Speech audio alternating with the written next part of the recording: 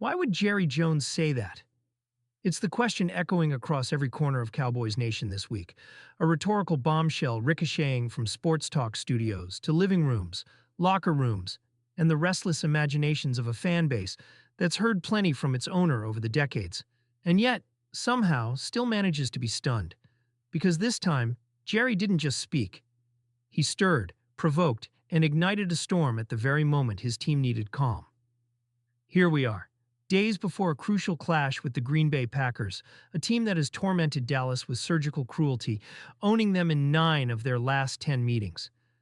And instead of rallying the troops, instead of projecting confidence and unity, the Cowboys' billionaire patriarch decided to toss verbal grenades at the very foundation of his franchise: his quarterback, his superstar defender, and, by extension, the entire locker room. It began with an innocuous radio appearance, routine for Jerry, notorious for chaos, where he was asked about Dak Prescott and the state of the offense. His response on the surface seemed reasonable enough. "A lot," he said when asked how much the season depends on Dak's arm. "We depend on good quarterback play. That's the plan." But peel back the veneer and the implication stings. This isn't about partnership or support. It's about burden and blame. It's about a front office that seems content to hand its franchise quarterback a mismatched roster, an inconsistent scheme, and a carousel of injured linemen. Then shrug its shoulders and say, "You're paid like a superstar, so figure it out."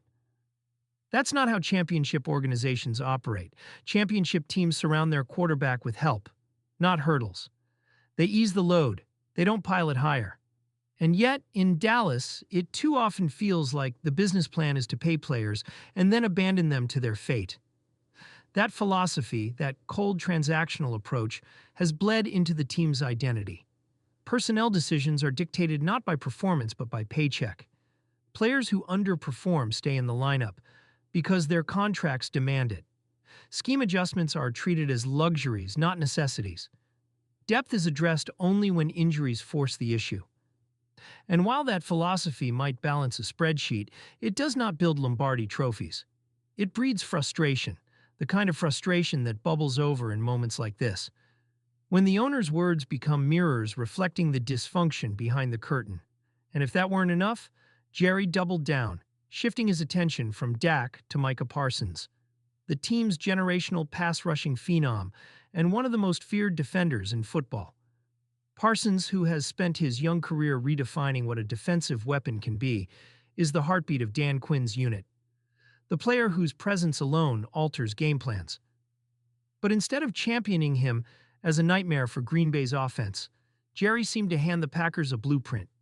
"Micah is special," he said, "but there's also a way to approach playing against him, because we didn't exactly win the Super Bowl during those years." A line meant, perhaps, as pragmatic realism landed instead as a public undercutting of his brightest star.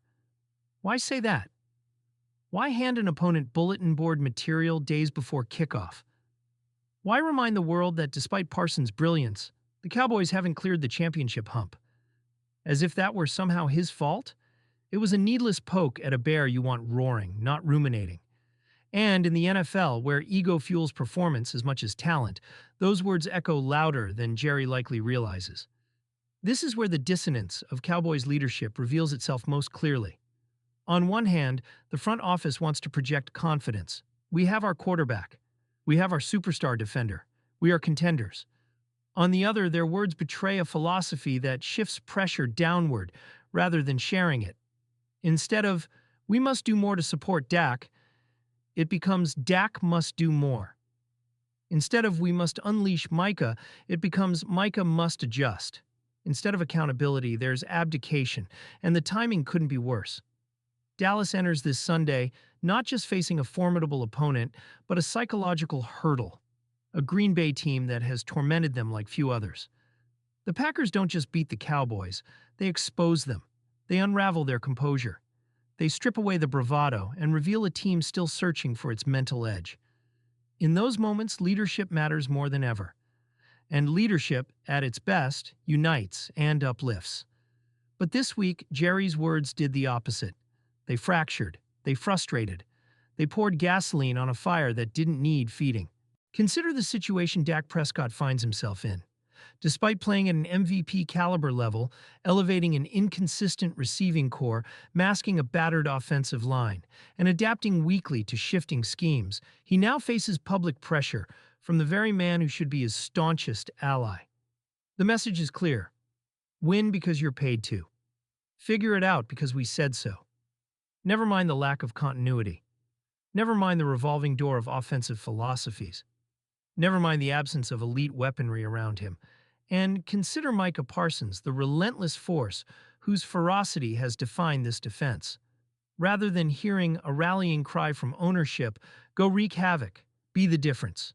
He's greeted with a reminder of what hasn't been accomplished, as if the absence of a Super Bowl ring somehow tarnishes his impact. That's not motivation. That's mismanagement. It's why frustration among fans has reached a boiling point. Cowboys supporters are no strangers to Jerry's media theatrics. They've lived through decades of them. But this feels different. This feels self-sabotaging. It feels like a team trying to climb a mountain while its owner keeps loosening the ropes. And it's not just Jerry. His son, Stephen Jones, has echoed similar sentiments, often stepping to the microphone only to compound the confusion. Together, their public commentary has created a feedback loop of distraction, one that coaches and players must navigate before they can even focus on the opponent in front of them. And make no mistake, that opponent is formidable. Jordan Love and the Packers may not be juggernauts, but they are opportunistic. They exploit instability. They sense weakness. And if the Cowboys stumble out of the gate Sunday, if Dak looks hesitant, if Micah tries to do too much, if the team plays tight, Green Bay will seize the moment and once again assert its dominance. This is why Jerry's words matter. They are not just sound bites for talk radio. They are signals to players, to coaches, to fans, to opponents about how this organization views itself. And right now, those signals are muddled. They speak of pressure without support, expectation without preparation, accountability without partnership. They speak of a franchise that still, after nearly 3 decades without a championship, cannot get out of its own way. And yet, for all the frustration, hope persists. Hope that Dak, in spite of the noise, will once again rise above it and deliver. Hope that Parsons, fueled rather than discouraged by the slight, will unleash chaos on the Packers' backfield. Hope that Sunday night will mark a turning point, not just in the standings, but in the psychology of a team desperate to reclaim its identity. Because at its core, this is not about quotes or interviews. It's about a team teetering between potential and collapse, greatness and mediocrity. It's about an owner whose words could either galvanize or destabilize, and too often do the latter. And it's about a fan base that deserves better than financial-based football, better than public blame games, better than being told to figure it out when the problems start at the top. Maybe, just maybe, the Cowboys will channel all of this into a statement performance on Sunday, a cathartic, season-altering moment that silences the critics and drowns out the noise. Or maybe they'll crumble under the weight of expectations once again. Either way, the stage is set, the stakes are high, and the question lingers